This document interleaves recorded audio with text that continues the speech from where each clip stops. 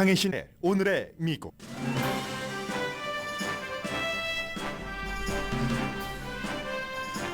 가자 지구에 갇혀있던 미국인이 오늘 이집트에 입국할 수 있을 것으로 예상됩니다. 이집트가 국경을 열어 가자 지구 부상자와 외국인 대피를 허용하기 시작했지만 국경은 다시 닫힐 수도 있습니다. 이스라엘 학생들을 협박한 혐의로 체포된 코넬 대학생이 오늘 법정에 출두합니다. 징역 5년형에 처해질 수 있습니다. 이스라엘은 하마스 리더를 살해하기 위해 어제에 이어 오늘도 난민 캠프를 공격했습니다.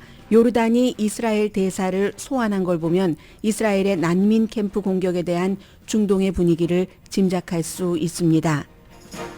미국은 공석이었던 주 이스라엘 대사의 정통 유대교 신자인 미국인 잭 루 전 재무장관을 확정했습니다. 트럼프 전 대통령을 포함한 그의 가족들이 오늘부터 민사 사기 재판의 증인으로 법정에 출두합니다. 바이든 대통령은 오늘 미네소타주를 방문합니다. 지난주 미네소타주 하원 의원이 바이든의 도전장을 내서 주목되는 방문입니다. 바이든 대통령과 시진핑 주석의 회담이 확정됐습니다. 한인들도 많이 이용하고 한때 업계의 스타였던 사무실 공유회사 위워크가 다음 주에 파산 신청을 합니다. 팬데믹, 이자율, 지나친 확장 등이 원인인데 파산 뉴스가 전해진 어제 오후 위워크의 주식은 장외 거래에서 40% 이상 하락했습니다. 연방준비제도는 오늘 이자율을 그대로 둘 것으로 예상되지만 미국이 또 다른 전쟁에 발을 걸칠 수도 있는 현재 앞으로의 조치는 예상하기 힘듭니다. 여러분 안녕하십니까? 오늘의 미국 강혜신입니다. 제가 지금 미국과도 연관된 그런 이제 이스라엘 뉴스만 맨 앞에 보도를 해드릴 텐데 미국 뉴스와 아랍의 카타르의 본부가 있는 알자지라를 보면 완전히 다릅니다. 어떻게 다르냐면은 알자지라는 거의 하루 종일 지금 이스라엘이 공습하는 하루에 뭐 수백 번을 공습하니까요. 그 공습 현장, 폭발음 이런 것을 지속적으로 보도를 합니다. 그에 비해서 미국은 하루 종일 이스라엘 뉴스를 보도를 하지만 어떤 때때로 지금 폭발음이 들렸다 이런 얘기 나오고 있거든요. 그게 이제 굉장한 차이이고 이 차이는 중동의 지도자들도 그렇고 일반인들도 그렇고 이스라엘과 하마스의 전쟁에 대해서 어떤 생각을 하고 있느냐에 따라서 어느 정도 확산이 돼서 오일값 또 미국이 들어가는 것. 미국은 지금 이스라엘이 하마스를 제거하기 위한 이 전쟁을 끝내고 나면은 평화유지군을 주둔시키는 그 같은 안을 지금 뭐 검토를 하고 있다고 하는데 그래서 세계가 다 연결된 거기 때문에 이게 굉장히 중요하고 아랍의 매체와 미국의 그 케이블 뉴스들이 지금 보도하는 것에는 상당히 차이가 있다 하는 것 전해드립니다. 오늘 11월의 첫날이기도 하고 이자율 문제도 있고 또 트럼프 전 대통령의 큰아들이 법정에 출두하기도 하고 많은 뉴스가 있지만 어쨌든 이 뉴스부터 전해드리자면은 라파 국경이죠. 이집트와 가자 지구의 이 국경 참 시작하는 것과 중간과 끝나는 어떤 지점들을 생각하게 하는데 라파 국경을 열어서 지금 일부 부상자와 외국인들이 그 가자에서 갇혀 있다가 이집트 쪽으로 피해 가긴 하는데 이 라파라는 곳도 처음에 이제 국경이 만들어질 때도 이집트와 이스라엘이 막 이제 서로 평화 협정을 하면서 우리 이제는 좀 국경을 긋자 할 때 라파라는 도시를 뭐 반반씩 가른 건 아니지만 거기를 갈라서 남북으로 해서 이집트와 이제 이스라엘 사이에 국경이 생겼고 지금은 이제 가자 지구에서 일부 이 라파 이쪽을 통해서만 이집트를 갈 수 있는데 그랬기 때문에 라파에 살던 사람들이 이산가족이 돼버렸습니다. 남북으로 동서로. 이산가족이 돼서 할 수 없이 통할 수가 없으니까 이쪽은 이스라엘이고 이쪽은 이집트니까 그러니까 그 사람들이 땅굴을 파기 시작했습니다. 땅굴을 파서 가족들끼리도 만나고 물건도 오고 가고 하다가 그게 이제 하마스가 집권하면서부터는 아주 세련된 하마스의 훈련장, 무기고 무기를 만드는 거 그렇게 됐잖아요. 그 라파에서 시작이 된 겁니다. 그게 지금 이제 계속 이스라엘과 하마스의 전쟁까지 갔고 또 그 전쟁으로 피해를 입은 많은 사람들이 한숨을 쉬면서 안도의 한숨을 쉬면서 안도의 숨을 쉬면서 대피하는 이 라파라는 도시가 아주 그 묘한 도시입니다. 지금 그렇게 돼 있는데 보면은요. 텔레비전을 보면은 미국이 이걸 가장 많이 주장을 했을 겁니다. 왜냐하면 미국 사람들이 가자에 600명 이상이 갇혀 있었고 그리고 그 사람들이 처음에는 우리 국가가 나를 살려주겠지 하다가 3주일이 지나도 오도 가도 못하게 되고 공습 소리는 뻥뻥 터지고 하니까 불만을 하기 시작합니다. 아니 미국이라는 나라가 나를 버렸단 말이야.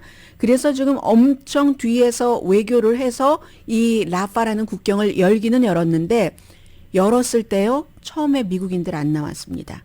오늘 나오기는 나온다고 해요. 미국 사람들이. 그런데 처음에는 이것도 미국도 외교적으로 욕 안 먹으려고 그러는 거죠. 저거 미국 사람들 빼내려고 연 거잖아. 이런 소리 듣기 싫으니까 요르단 국적, 또 호주, 일본 사람들, 또 누군가요? 그런 사람들, 불가리아, 체코, 인도네시아 이런 출신의 사람들만 요르단은 중동에서도 조금 뭐 유연하잖아요. 그러니까 이런 국적의 사람들을 먼저 나오게 합니다. 그리고 팔레스타인 사람들은 팔레스타인 가자지구 난민들은 절대로 받아들이지 않는다고 이집트가 선언을 했습니다. 그래서 이제 미국 사람들 아마 1차적으로 지금 항상 모든 게 처음에 초점을 받잖아요. 이제 뭐 요르단 사람, 일본 사람들 다 나오고 나서 아마 이제 미국 사람들도 빠져나올 것으로 오늘 안에 예상이 됩니다. 그리고 언제 닫을지 모릅니다. Maybe 미국 사람들 다 빠져나오고 닫으면 그 뒤에 또 미국이 다시 욕을 먹을지는 모르지만 부상자 80명을 오늘 이제 밖으로 그 이집트 쪽으로 가는 것을 허용을 한답니다. 그런데 지금 유엔에서 얘기하는 것 보면은 신장 투석하시는 분들 한국 분들도 많이 하시잖아요. 한인분들도 미국에서도 1000명 이상이랍니다. 가자지구에서 갇혀서 신장 투석이 필요하신 분들, 암 치료 필요하신 분들 최소한 2000명, 심혈관 질환자도 45,000명, 당뇨병 환자도 6만 명 이상. 이건 병원에서 집계한 숫자입니다. 그런데 이런 사람들 가운데서 80명만 지금 받는다고 하고요. 이게 이제 미국으로서는 지금 어쨌든 미국 사람들이 이집트 쪽으로 빠져나올 수 있다 해서 가장 중요한 뉴스고요. 또 다른 것은 코넬 대학교의 21살 학생입니다. 어제 그 소셜 미디어에 정말 잔혹한 말을 많이 썼더군요. 주이시 학생들에 대해서. 코넬 대학생이에요. 그래서 연방수사국에 의해서 체포가 돼서 이건 5년형까지 받을 수 있는 그런 일이거든요. 페이트릭 다이라고. 하마스라는 아이디로 이제 본인들 학생들이 쓰는 그런 소셜 미디어에 뭐라고 썼느냐면은 전쟁이 이런 학생의 글을 쓰게 한 거겠죠. 이런 전쟁이 없었으면 이렇게 썼겠습니까? 그 힘든 아이빌리그 대학교를 들어가서 캠퍼스에 있는 유대인 남자들의 목을 자르고 찌르고 유대인 여자는 강간하고 절벽에서 던져버리겠어. 유대인 아이를 참수할 것이고 살상무기를 캠퍼스에 가지고 와서 유대인을 쏘아버리겠어. 하니까 이제 연방수사국이 그를 체포했고요. 안보 굉장히 강화됐고 뉴욕의 주지사가 학교까지 방문을 했을 그럴 정도입니다. 주이시에 관련된 일이니까요. 그리고 이제 주이시 학생들은 따로 밥을 먹잖아요. 코셔, 그 식당에 대한 안보도 지금 굉장히 강화돼 있고 오늘 이제 이 학생이 이 이스라엘과 하마스의 전쟁이 없었다면 그냥 아이빌리그 학생이었겠죠. 시러큐스 법원에 출두를 합니다. 미국인의 그 주이시 아메리칸이 2.4%입니다. 2.4%인데 최근에 이제 인종에 따른 그런 이제 종교나 인종에 따른 범죄 희생자의 60% 이상은 주이시입니다. 다 이스라엘 하마스 전쟁 때문에 이런 일이 있는 거고 그리고 이제 미국 정부는 웬만하면은 무슨 일이 있을 때 국민들에게 안심하라고 얘기를 합니다. 너무 위험해 지금 이렇게 말하지 않습니다. 언제나 일상생활에 충실하십시오. 저희가 최선을 다해서 국가 안보를 지키겠습니다. 라고 얘기하는데 이 톤이 어제 오늘 사이에 달라졌습니다. 미국의 이번에 이스라엘 하마스 전쟁으로 인해서 테러가 발생할 가능성이 아주 높기 때문에 국민들도 주의하시라. 이게 지금 미국에서 내놓은 일입니다. 그리고는 오랫동안 공화당에서 해주지 않았던 이스라엘 대사를 인준을 해줬습니다. 그것도 이제 딱 그 필요한 숫자만큼만 해준 거예요. 공화당에서. 이 사람을 싫어한 이유가 있고, 민주당은 다 대통령이 지명을 했으니까 다 찬성을 해서 공화당에서 두 사람 계산한 거죠.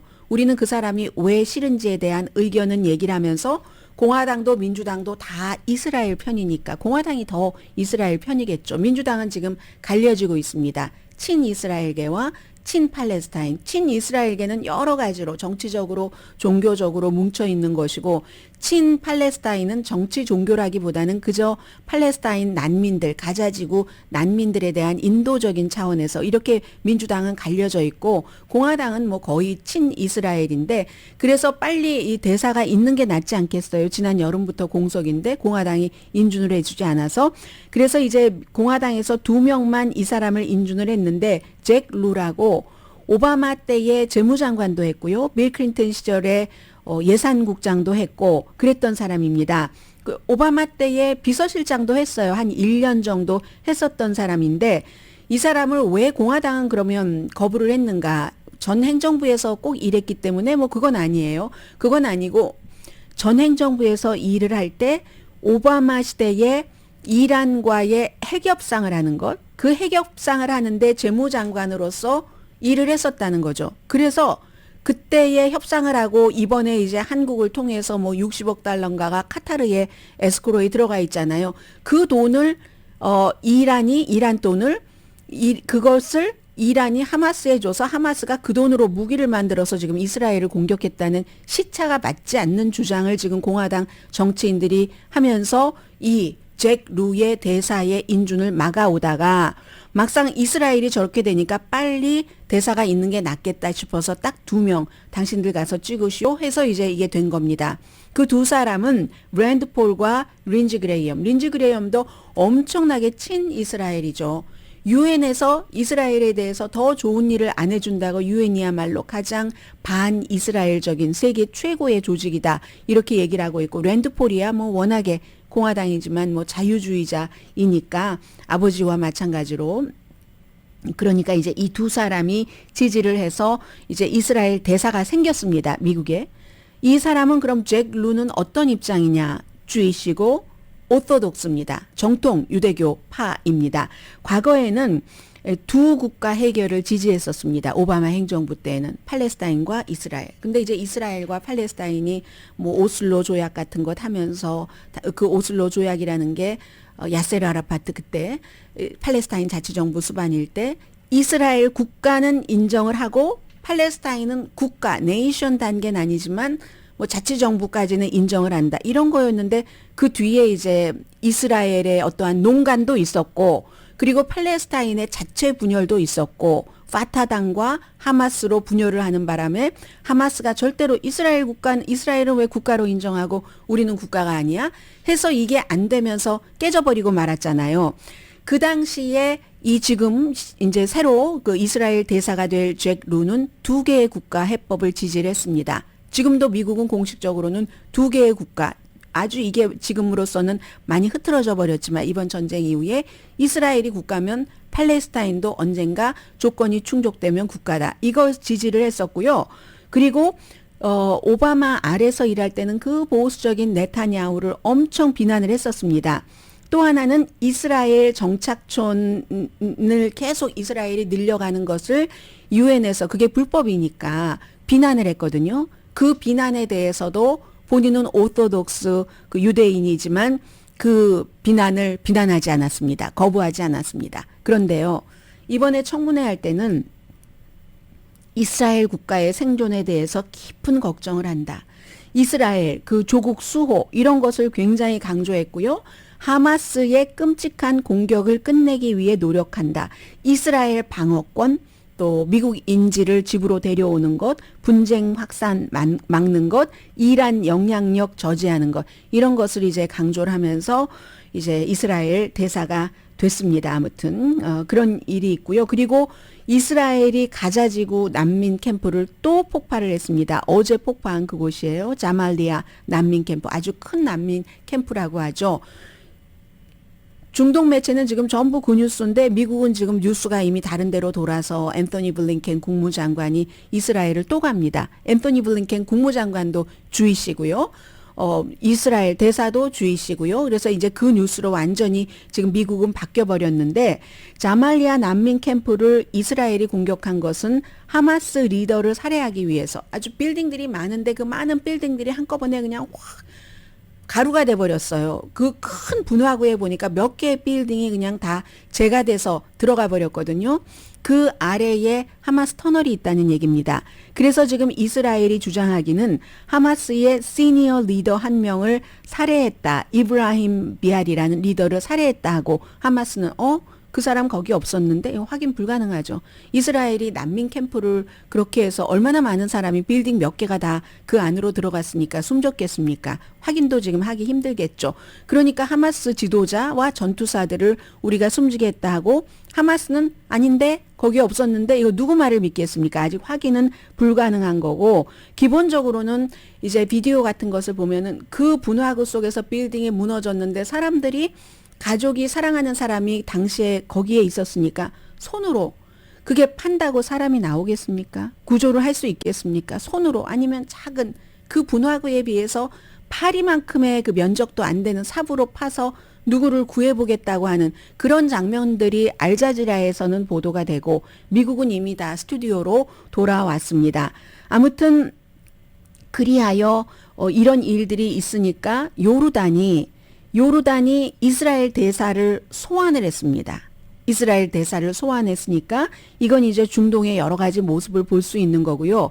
이 전쟁이 웬만큼 마무리되지 않으면 미국의 모든 정치, 경제, 문화, 사회 게다대고 요즘 총격 사건도 많은데 이러한 이스라엘계와 아랍계 이러한 그 분쟁이 일어난다면 미국 사회가 더욱더 그 불안해지고 뭔가가 안정되지 않잖아요. 그런 면이 있습니다.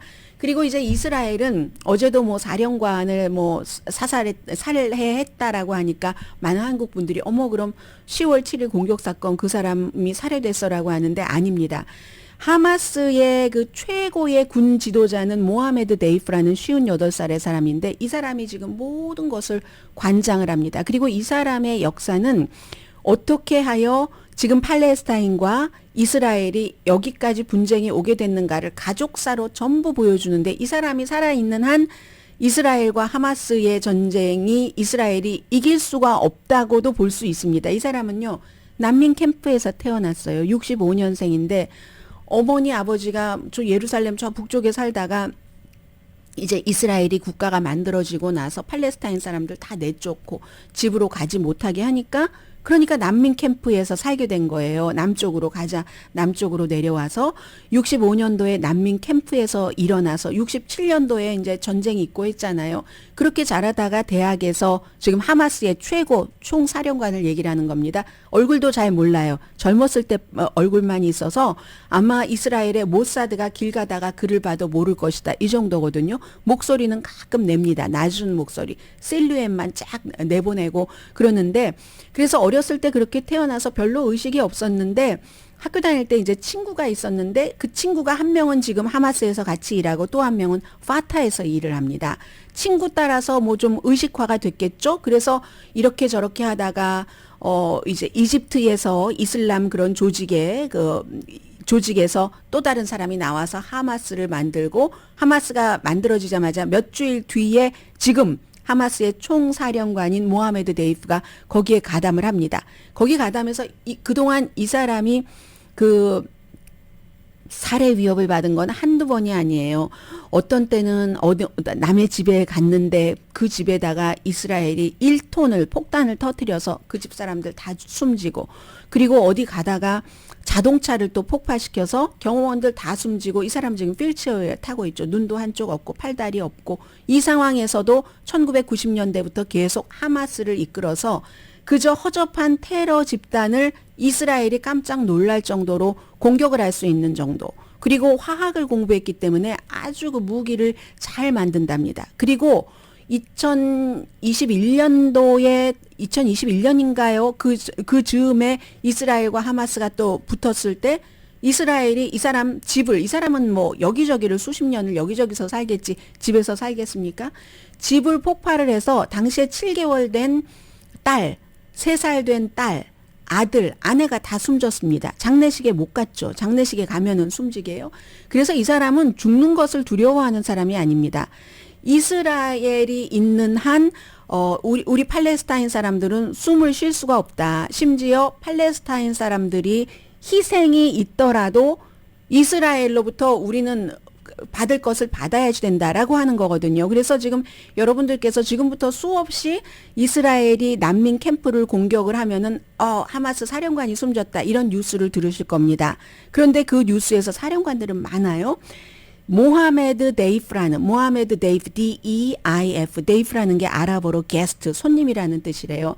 이 모하메드 데이프라는 사람이 죽었다 소리를 들으시기 전에는 이게 별것 아니구나라고 생각하셔도 됩니다. 그리고 이 전쟁은 언제 어떻게 끝날지 모르고 미국의 분위기나 아랍의 분위기나 너무 험하고 미국의 정치계도 지금 분열됐고요. 뭐 3차 대전 얘기도 여전히 들먹거려지고 있는 오늘 11월 첫날이네요. 뉴스를 전해드리고 보니까.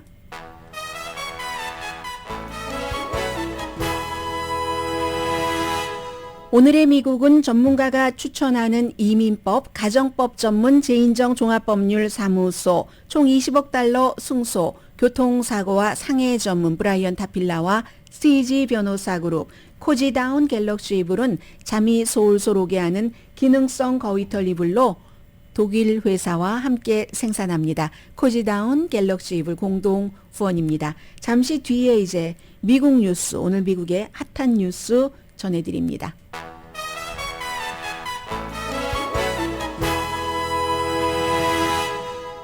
라디오 서울 방송 오늘의 미국 듣고 계십니다. 아무리 그 세상이 험해도 미국 대통령 할 일 다 합니다. 미리 뭐 예정됐던 뭐 백악관 방문객을 맞는다던가 이런 것들 전부 하는데 오늘은 미네소타주로 갑니다. 지난주 금요일에 미네소타주에 무슨 필립이었는데요. 딘 필립스 3선 연방 하원 의원이 민주당 의원이 언감생심 민주당에서 그렇게 얘기를 하고 있습니다. 현직 대통령에게 도전장을 내밀었잖아요. 예비선거에서. 그래서 이제 필립스 의원의 지역구 바로 옆인 노스필드라는 곳에 가서 그곳은 이제 그 농촌이기 때문에 대통령이 이제 농촌에 있는 사람들에게 가서 어떻게 뭐 이 바이든 대통령의 경제 정책이 농부들에게 도움이 되는가 뭐 이런 것을 홍보하기 위해서 간답니다. 정책에 맞춰지지만 그렇지만 이제 딱 미리 예정됐었던 지역이라고는 해요. 이 그 백악관의 대변인이 얘기하는 것을 보면은. 그런데 이제 바로 옆이니까 뭐 어느 정도 신경이 쓰이겠죠. 그리고 당연히 미네소타주 갔으니까 또 선거 기금 모금도 하는 것도 미니아폴리스 같은 데 방문하는 것은 우리가 예상해 볼 수 있는 거고요.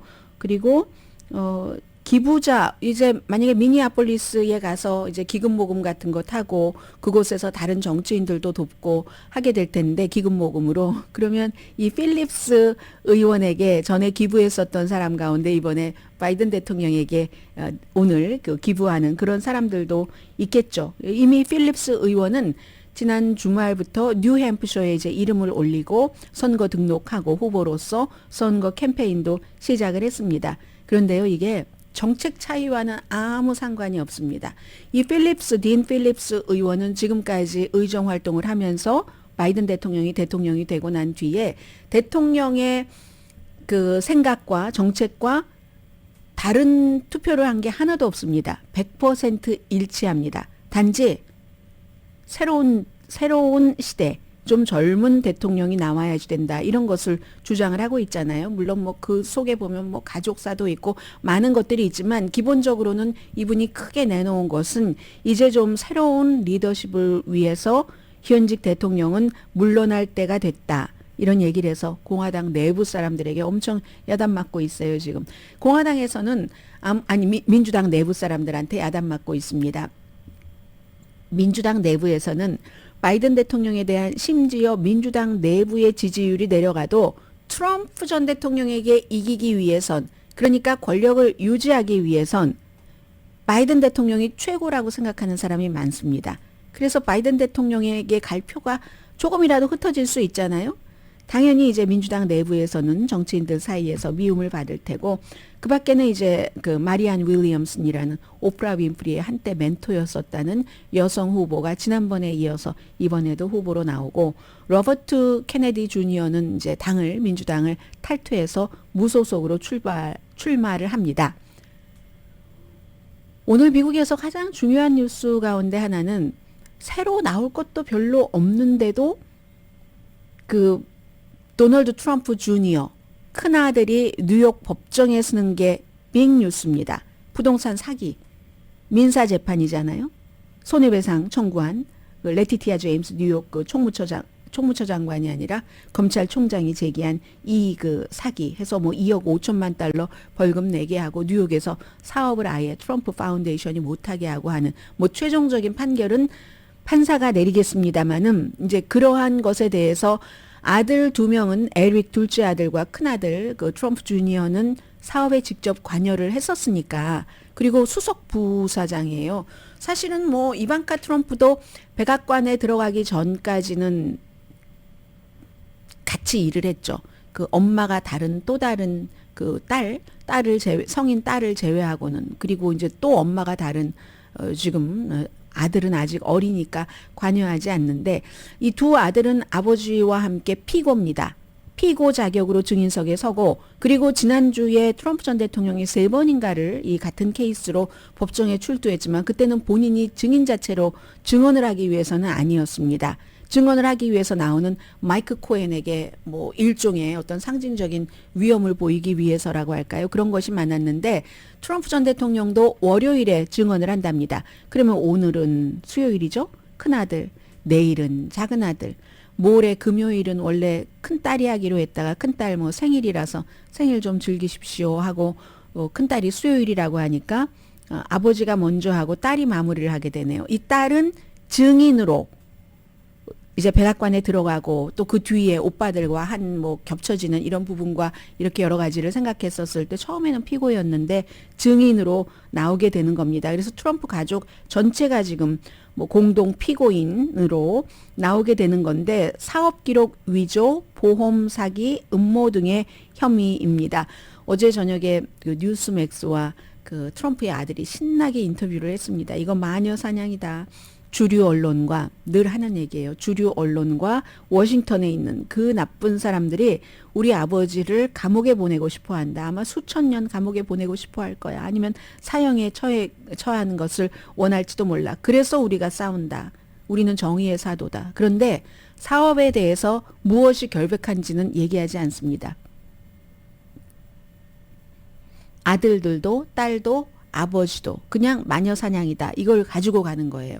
캠페인 팀으로 가지고 갑니다. 판사는 뭐 아서 앵고론 판사가 전에 이미 판결은 내렸어요. 트럼프 가족 사업은 사기다. 재무제표에 정기적으로 거짓말을 하고 순자산을 수십억 달러 과장해서 뭐 돈 많이 융자 받고, 그리고 나서 또 어떤 때는 뭐 보험료도 낮추고 뭐 이런 일을 했다. 그러니까 모든 사업하는 사람 다 그래요라고 말하지 마세요. 정도가 있는 겁니다. 그리고 모든 사업하는 사람들이 다 현명하게 절세를 했다 해서 대통령이 되지는 않습니다. 그래서 이제 이번에 뭐 어떻게 벌을 주는가, 민사이기 때문에 그 점인데, 그걸 지금 굉장히 신경들을 쓰고 있고요. 그리고 이제 하원 의장을 좀 말씀을 드리겠습니다. 헤드라인에는 제가 여러분들께 전해드리지 않은 것 같은데, 신임 그 하원 의장이 그 마이크 존슨 하원 의장이 뭐 복음주의 기독교인이라는 말씀은 드렸는데, 이게 점점 이제 갑자기 하원 의장이 된 거잖아요. 순식간에. 그리고 나서 이 복음주의가 하원 의장으로서는 좀 문제가 있을 수도 있겠다 하는 얘기가 솔솔 들리거든요. 오늘은 이 클래런스 토마스 연방 대법관이 막 이 사람 저 사람에게 돈 받고 뭐 뇌물 받고 했었던 것을 보도를 한 탐사, 바로 이제 그 마더 존스 아니네요. 다르네요. 이건 마더 존스. 마더 존스는 굉장히 좀 진보적인 매체입니다. 마더 존스의 워싱턴 지국장인 저널리스트 데이비 콘 책도 많이 썼어요. 정치에 관한. 이 사람이 지적을 한 건데 뭐 사실을 가지고 지적을 한 것이긴 해요. 마이크 존슨 하원 의장은 사실은 당선될 때 정치계에서는 이 숨진 존 맥케인 연방 상원 의원이 공화당의 대선 후보가 돼서 어느 날 갑자기 한 인구가 65만 명밖에 안 되는 당시에 엘라스카의 주지사 그러면 어느 주 LA가 400만 명이잖아요. 도시가 LA 카운티는 1000만 명이고 엘라스카 주 전체로 뭐 땅은 커도 인구는 65만 명밖에 안 되는데 그곳의 주지사인 세라 페일린을 당시에 뭐 여자다 뭐 이런 여러 가지 또 맥케인이 나이가 많으니까 40대 젊은 여자다 해서 바람을 일으키려고 딱 선택을 했었잖아요. 그때만큼 놀랍게 다른 사람들이 다 물러나게 되고 떨어지고 이제 마이크 존슨이라는 하원 의장이 당선이 됐는데 이 사람의 기독교 근본주의가 너무너무 대단해서 뭐 동성애는 병이다라고 얘기하는 거라든가 과실이 없으면 이혼은 불가하다고 한다던가 전국적으로 낙태를 금지한다고 한다던가 이걸 넘어선 게 있다는 겁니다. 이 정도 되면은 이제 이분은 18세기의 가치를 현대 21세기에 요구하는 거다라고 얘기를 하는데 종교 리트머스 테스트를 해야 된다. 정치인이 되려는 사람은 이제 이런 얘기를 했다는 겁니다. 몇 년 전에 이제 와이프도 자격증이 있는 그 기독교 카운슬러라고 하잖아요. 그 와이프하고 루이지아나예요. 이 사람은 지역구가 루이지아나 주에서 어떤 이벤트에서 뭐라고 얘기를 했냐면 그 비디오가 있습니다. 바프티스트 교회에서 연단에서 연설을 하는데 무슨 기독교의 뭐 성서적 관점에서 본 뭐 이런 뭐 그런 거예요. 그래서 이 출마하겠다고 하는 정치인들은 그 후보자를 앉히고 이렇게 물어봐야지 된다고 당시에 그때도 이미 연방 하원 의원이었었죠. 이번에 신임 하원 의장이 이런 얘기를 했다는 겁니다. 당신의 세계관이 뭔지 알고 싶다. 이 나라의 미국의 기독교 유산에 대해서 어떻게 생각하는지 알고 싶고 사회를 향한 하나님의 계획에 대해서 어떻게 생각하는지도 알고 싶고 그리고 그런 것에 대해서 하나님 기독교 성서적인 바탕에 대해서 생각하지 않았다면 계속 그런 것을 생각하는 사람을 찾아야지 된다. 그런 것에 대해서 하나님의 거대한 계획에 대해서 정부, 미국, 사회에 대해서 그 계획에 대해서 모르는 사람이 너무 많다. 생각조차 하지 않는 사람이 너무 많다. 이런 얘기를 했다는 것을 바로 이 저널리스트는 리트머스 테스트라고 얘기를 하고 있고요. 그리고 이제 이 신임 하원 의장이 환경운동가들을 악마에도 비유를 했거든요. 뭐 하나님의 말씀을 때로 무시한다 하면서 악마에 비유하고 그들이 악마라고 하는 것은 어떠한 진리를 하나를 만들어 놓고 그 진리를 딱 진리로 본인들이 만들고 나머지를 이제 거꾸러뜨리는 뒤집어 놓는 그래서 급진적인 환경주의자들은 신이 아니라 환경이 신이라고 믿는다. 이런 얘기를 그런 생각을 지금 신임 마이크 존슨 하원 의장이 하고 있다는 겁니다. 그리고 이거 그럼 2019년도에 한 얘기잖아요 라고 얘기할 수 있는데 얼마 전에 하원 의장이 되자마자 제일 첫 번째 인터뷰를 팍스의 션 해니티와 했어요. 션 해니티가 이것저것을 물어보니까 성경책을 보면 나의 세계관이 다 나와 있습니다. 변치 않았다는 거예요. 똑같이. 그래서 지금으로서는 뭐 엉겹결에 하원 의장이 됐고 하지만 매사를 하원 의장이 문제를 사회적으로 정치적으로 이런 관점에서 보지 않고 성서에 입각해서 리트머스 테스트를 하려고 본다면 이거 문제가 있다는 얘기가 이제 솔솔 나오고 있습니다. 지금은 이스라엘 하마스 전쟁에 너무 집중이 돼서 많은 것이 가려지고 있지만 정치계에서는 지금 이런 얘기들 나오고 있고 실제로 그게 모든 사회로 연결이 되잖아요. 낙태, 무슨 뭐 동성 결혼, 기타 등등 뭐 이렇게요. 잠시 뒤에 한인타운에도 있는데요. 위워크 오피스. 많은 분들이 제가 알고 있는 사람도 이 위워크 사무실을 쓰고 있는데 파산한다고 하니까요. 잠시 뒤에 전해드립니다.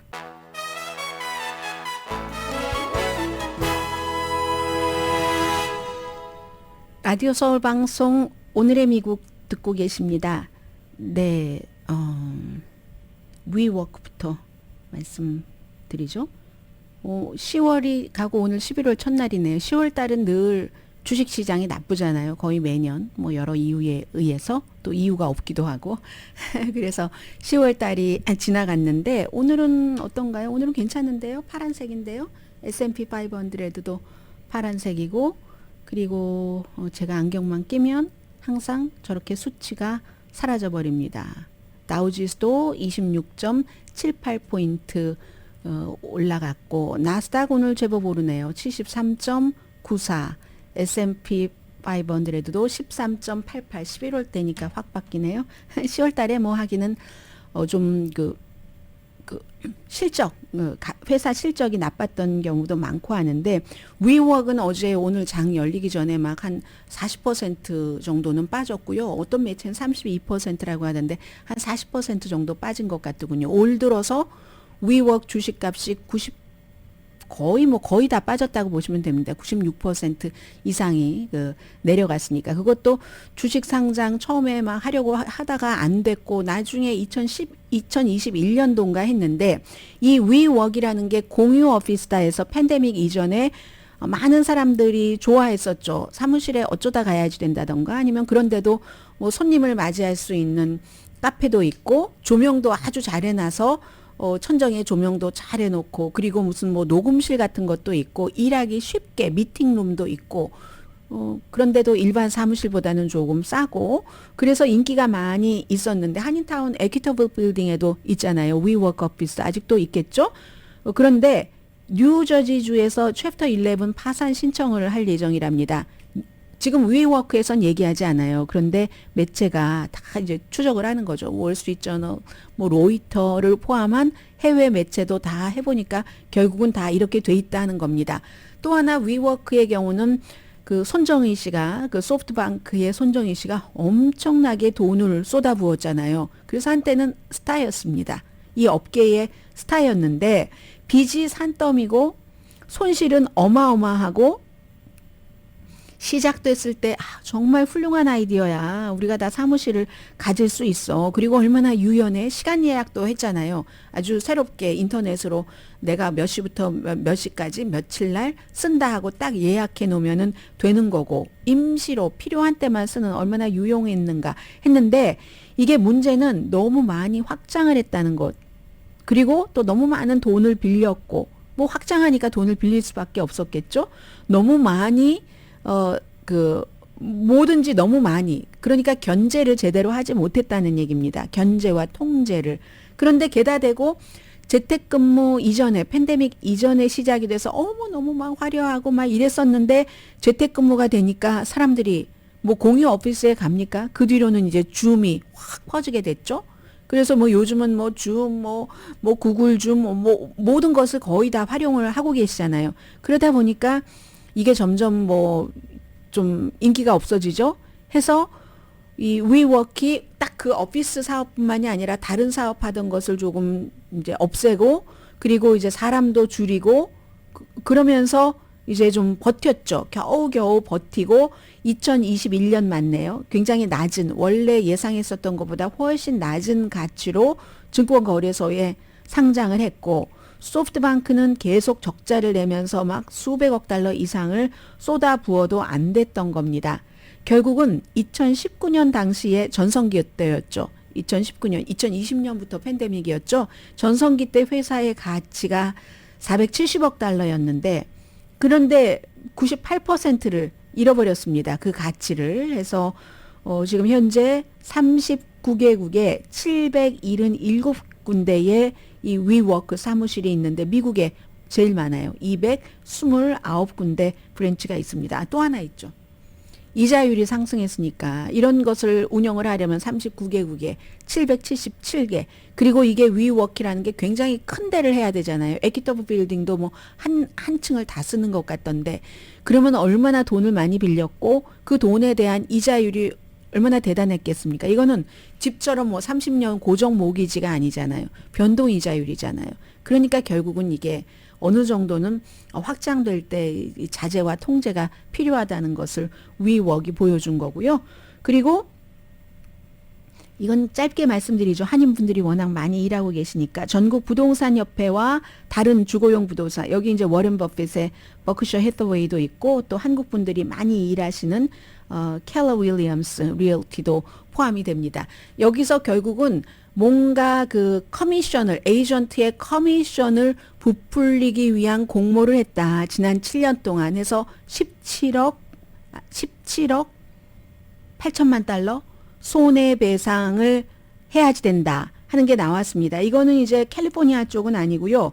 미주리, 캔사스, 일리노이에서 2015년에서 2022년 사이에 집을 판 26만 채 이상의 집의 셀러가 브로커의 일은 줄어드는데 뭐 여전히 뭐 6%로 하면서 부담을 줬다 해서 그렇게 하라고 했습니다. 뭐 어떤 회사들은 뭐 합의를 한 그런 회사도 있고요. 그리고 당연히 뭐 이렇게 되는 때는 오늘 부동산 회사들 주식값도 많이 내려갔죠.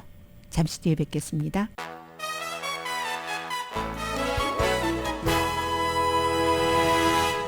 라디오 서울 방송 오늘의 미국 듣고 계십니다. 네. 어떤 때는요. 그 뭐 특별한 내용이 없더라도 굉장히 중요한 뉴스가 있습니다. 바이든 대통령과 시진핑 중국 국가주석이 다음 달에 샌프란시스코에서 만난다는 게 중요한 건데 이건 이제 서로 뭐 무역이라든가 테크놀로지라든가 지금 뭐 우크라이나 문제도 그렇고 중동에 대해서도 중국이 뭔가 우린 중재하고 싶어 한다고도 하잖아요. 이런 모든 문제들 때문에 2022년 이후에 두 나라 지도자가 직접 대화한 적이 없습니다. 세계 넘버 1 경제대국, 넘버 2 경제대국이 남중국해 문제도 많았죠. 해서 이제 뭐 필리핀과 이 중국이 이슈가 됐을 때 미국이 또 필리핀 편을 들어주기도 했는데 아시아 퍼시픽 경제협력 그 정상회의에서 샌프란시스코에서 열리잖아요. 거기서 이제 두 사람이 만난다는 얘기인데 이게 이제 왕위 외무상이 드물게 이제 미국을 방문을 해서 워싱턴에 며칠 전에 왔었죠. 그래서 이제 아마 해결을 한 건데 미국에서도 건설적인 대화를 기대한다. 지금 이런 얘기를 하고 있고요. 뭐 그건 좋은 것 같고 그리고 벤자민 네탄야후의 아들은 지금 마이애미에 있습니다. 다른 나라에서 세계에서 뭐 각 사람들이 다 일하다가 생업을 그 뒤로 하고 예비군으로 갔잖아요. 아직 젊어요. 젊은데 어제 마이애미에서 있는지도 몰랐을 텐데 대부분 미국에서 많이 살았어요. 아버지도 미국에서 많이 살았잖아요. 그래서 아버지에 대해서 나쁘게 말하는 그런 매체를 보지 말라고 막 주장을 하는 그런 것 때문에 아직도 이 아들은 이스라엘에 가 있는 게 아니라 마이애미에 있구나 하는 것을 알 수가 있었고요. 이스라엘 사람들에게 채널 14만 시청해라 뭐 이런 거. 그리고 많은 사람들이 똑같은 얘기를 하죠. 본인은 최전선에 있는데 왜 마이애미 비치에서 이스라엘 총리의 아들이 삶을 즐기고 있는가 뭐 이런 얘기도 하고 있습니다. 아무튼 좀 새롭네요. 벤자민 네탄야후의 아들은 마이애미에 있습니다. 아주 젊어요. 어려요. 오늘의 미국은 전문가가 추천하는 이민법, 가정법 전문 재인정 종합법률 사무소 총 20억 달러 승소, 교통사고와 상해 전문 브라이언 타필라와 세이지 변호사 그룹, 코지다운 갤럭시 이불은 잠이 솔솔 오게 하는 기능성 거위털 이불로 독일 회사와 함께 생산합니다. 코지다운 갤럭시 거위털 이불 공동 후원이었습니다. 10시에 좋은 아침, 좋은 하루 방송됩니다. 생각보다 어려 보여서 그러네요. 37살이네요. 37살인 것 같고요. 벤자민 네탄야후 아들 모르겠습니다. 한번 확인해 봐야지 되겠어요. 자, 가을이 돼서 오늘 11월 1일인데 스타벅스에서도 던킨에서도 가을이 되면은 이제 크리스마스 쪽으로 가면서 빨간색 컵이 등장하고 스페셜 드링크 같은 것 여러분 드실 수 있게 되네요. 오늘부터 강혜신이었습니다.